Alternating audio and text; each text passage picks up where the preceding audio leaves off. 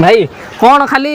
car माने कौन खाली पर्सनल यूज में कौन इनकम करिया नहीं करे पर्सनल चलेबे इनकम भी करिवे आ प्राइस भी देबी आपण ऑल्टो माने वैगनर प्राइस रे वैगनर नो ऑल्टो प्राइस रे दबो कौन गाड़ी दबो बा इनकम करिया दबो तो लंबा गाड़ी डिक्की दरकार रे आज्ञा 4 जण कंफर्टेबल 5 जण बसिया दरकार रे आज्ञा